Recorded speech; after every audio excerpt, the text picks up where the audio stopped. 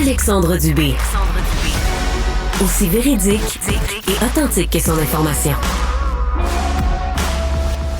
Cette histoire-là, elle est particulière. C'est une famille qui est forcée de se taper essentiellement un second procès parce que, essentiellement, il y a eu des détails qui ont été soulevés dans le premier, des questions. Pourtant, je veux dire, il y a un individu qui est mort des suites d'un accident. Était sur un scooter. Il a été happé à mort. Puis là, en trame de fond de cette histoire-là, c'est...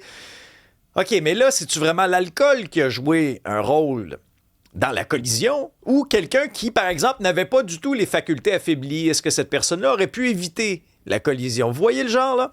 Maître François-David Bernier est avocat et analyste judiciaire. Bonjour, Maître Bernier. Salut, Alexandre. Bon, c'est un prétexte aujourd'hui aussi pour parler de l'alcool au volant, mais de la façon dont c'est amené aussi devant les tribunaux, là. Ah oui, l'alcool au volant, on dit que c'est un fléau. Ça peut... Je vais dire, pour aller en prison des années, t'as pas besoin d'être un criminel notoire. T'as rien que besoin d'avoir un peu trop de fun, une soirée, un verre de trop. Souvent, quand on a bu, le premier symptôme, c'est « Ah, je suis correct. » Et là, je vois, moi, des vies déraillées. C'est des gens normaux, puis ils finissent en prison des années, là. C'est pas rien, là, pour un verre de trop. Ouais. Donc, tu sais, puis je vous pose la question, je suis curieux. Avez-vous, tout le monde en studio, des souffleux qu'on appelle des éthyliomètres là, qu'on achète, exemple, chez Lebeau, pour vérifier votre alcoolémie avant de prendre le volant? Ben, j'en ai pas avec moi, mais moi, j'ai une règle, tu Dans sais, je l'auto? veux dire... Non, dans l'auto, j'en ai pas. Ouais. Mais moi, là-dessus, je suis bien prudent. S'il y a une affaire Oui, que... mais c'est... Mais j'avoue qu'on n'est pas au courant Non. de la sensation d'un 0.08. Qu'est-ce que ça fait sur le corps? On le sait pas vraiment. Mais non, là-dessus, mais moi, c'est Maître ça. Bernier, je suis vraiment paranoïaque. C'est-à-dire que si j'ai à Oui. conduire, là, je vais me prendre un thé glacé. Là. Non, c'est clair. Puis tant mieux, mais excuse, Ouais. là, t'es l'exception. Là. T'es l'exception. Je vois ça. Regarde, je suis dans des milieux des cocktails. C'est tout du bon monde, mais les gens boivent un verre. Puis la réalité, moi, je ne comprends pas que on sensibilise pas tout le monde d'avoir ce petit appareil-là qui coûte 100 quelques piastres. Tu te vérifies avant. Parce que moi, c'est tout le temps des gens qui débarquent et disent « Ah, je pensais que j'étais correct. » tu sais. Mais la réalité, puis tu sais, je veux dire, là, il y a des débats, le 0.05, 0.08. Moi, regardez, c'est pas ça qui change les choses. Parce que souvent, dans des accidents, puis mortels, puis qui fait que les gens vont en prison, puis parce qu'ils étaient en état, soit l'alcoolémie plus haut, les facultés affaiblies, bien, ces gens-là qui vont, souvent, là, ça pourrait être un accident. Parce qu'un accident, ça se peut sur la route. Tu peux... on le sait, un accident, c'est imprévisible, ça arrive, puis des fois, ça cause des morts, ça cause des blessés. Mais là, si tu as dépassé la limite, ben là, c'est la prison, puis c'est fini. Donc, tu sais, je comprends pas qu'on sensibilise pas les gens. Ça coûte 100 quelques piastres. Avant de conduire, là, tu penses que tu es correct, tu prends ça, tu vérifies, puis ça changerait bien plus la donne que mettre ça à 0.05. Puis, je me demande aussi...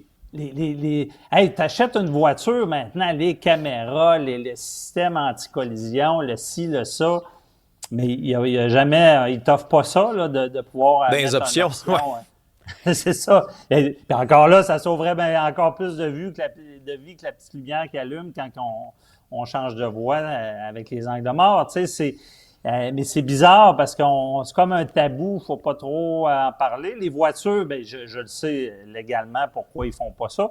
Ça serait trop dangereux pour les poursuites parce que si le système est défaillant, là, il y a un accident mortel, des choses comme ça, évidemment, ils veulent pas mettre le pied là. Mais je vous le dis à la maison, là, allez vous acheter ça, ça va. Moi, Alexandre, là, Isabelle, c'est drôle parce que j'ai sauvé des couples. Les gens, j'ai sauvé, je pense, des gens de faire des dépressions. Quand les gens arrivent, ils ont été accusés de faculté affaiblie. La première fois, là, comme je te dis, c'est du bon monde. Les récidivistes, on pourra en reparler. C'est le père de famille, c'est le gars que sa vie va bien. Ah, là, j'ai pas vérifié. Mais je leur dis, hey, t'es chanceux. T'es chanceux, t'es ici, là. Oui, tu vas avoir un casier criminel si tu plaides coupable, on va regarder si on peut t'acquitter. Mais sinon, là, t'es le gars le plus chanceux au monde. ta vie déraillera pas, tu ne seras pas en prison des années. Ça ne doit pas tuer personne. Tu n'as pas tué personne. Fait que je leur dis, déjà là, garde le moral. Aux Blancs qui sont pas contents parce que j'en vois des fois la famille, le hockey, le ci, le ça, tu perds. Déjà, quand tu es accusé, il n'y a même pas de question, tu perds ton permis 3 mois. Et ça chamboule. Par la suite, si tu plaides coupable, là, maintenant, il y a des années que tu n'avais pas ton permis encore pendant un autre 3 mois. Maintenant, tu peux avoir un permis restreint. Mais il reste que tout ça, puis c'est drôle parce que j'ai même vu des gens, puis je veux pas parler de toi, Alexandre, mais des gens dire qu'est-ce qu'il a fait? Moi, je prends pas mon véhicule. Tu sais, mais la personne la plus droite, là, tu connais, là, puis c'est arrivé parce que ça prend une fois de trop. Mais est-ce que tu vois dans ta pratique, là, est-ce que c'est des gens qui sont près du 0,8 ou des gens qui la pètent pas pire, la balloune, comme on dit en bon québécois? Là? Est-ce que c'est des gens qui commettent beaucoup d'excédents ou c'est des gens semi-raisonnables? Juste Il y a deux types. Il y a 2 types. Les bonnes personnes que je vous parle, malgré, non, il y en a que ça peut être le double, là, c'est sûr que c'est moins pardonnable. Là. Il y a le double qui est gommé, puis pas à peu près, là. Excuse-moi. Là, mais... Ouais, c'est ça. Là, il y a toutes des règles quand tu es le double. Là. Déjà, là, il y a des tests de la SAC. Tu vas être sur le joug de la SAC. Une fois que tu plaides coupable, tu perds ton permis, exemple, 1 année, mais la SAC revient en arrière pour te l'enlever 2 ans. Et ce qui est rassurant de ces gens-là, c'est que, même j'ai déjà plaidé ça à la cour, c'est un récidiviste, puis il voulait son permis restreint. Mais j'ai dit au juge, qu'est-ce qui est le plus dangereux, qu'il ait son auto stationné dans la cour, pas d'éthylomètre ou avec un éthylomètre, le souffleux. Là. Donc, c'est sûr que ces gens-là, et là, il y a les déraillés qui font souffler la nièce ou le neveu. Ça c'est criminel notoire. Bon. Là. Mais à ta question, c'est habituellement, c'est un point 0, c'est un peu au-dessus. Et ça chamboule leur vie. Ils ont un casier criminel quand ils plaident coupables. Mais c'est souvent pas tellement au-dessus de la limite. Là. Puis les accusations tiennent pareil. Dans le cas qui nous a permis de faire un peu une mise en contexte au début, on est en août 2020, OK? Donc, un homme de 43 ans circule sur un scooter, donc une mobilette sur la 132. On est à Saint-Robert, près de Sorel-Tracy. Puis là, il y a le conducteur, l'accusé dans cette histoire-là, qui célébrait son 23e anniversaire, le scooter par derrière. OK? Ouais. Taux d'alcool dans le sang 1,5 fois au-dessus de la limite. Là, il y a eu un premier procès.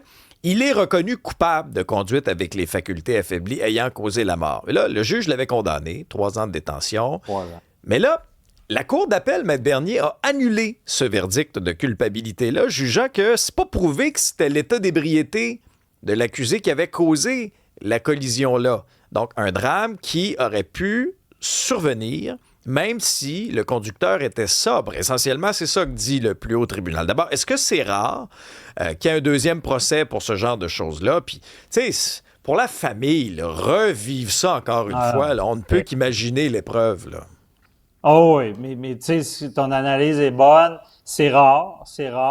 Mais ce qu'il faut comprendre, c'est que le système, tu sais, on se rappelle, hein, il vaut mieux du criminel en liberté qu'un innocent emprisonné, dans le sens que c'est sévère, le fardeau hors de tout doute raisonnable. Et là, ce qui se passe, c'est qu'il n'y a pas un lien direct, dire, OK, puis c'est ça que je vous disais, un accident, ça arrive, même si on est à 0,09, ça peut être un accident. Bon, ça ne veut pas dire. Et là, les tribunaux, ce qu'ils veulent, c'est qu'il y ait quand même un lien significatif entre l'alcoolémie et l'accident. Donc, il faut prouver ça. Dans ce cas-là, ce que les juges de la Cour d'appel disent, bien, le jeune de 23 ans roule sur la route. C'est une route de 90 km/h. Il n'y a aucune lumière. Le scooter, lui, roule à 50 km/h. Il n'a aucune visibilité, est habillé en noir, donc il n'est pas visible. Donc, hors de tout doute raisonnable de dire que le lien entre l'alcool et l'accident est là, ben, c'est ça qu'il faut quand même prouver. C'est pour ça qu'il y a un nouveau procès. Merci beaucoup, Maître Bernier. Au revoir.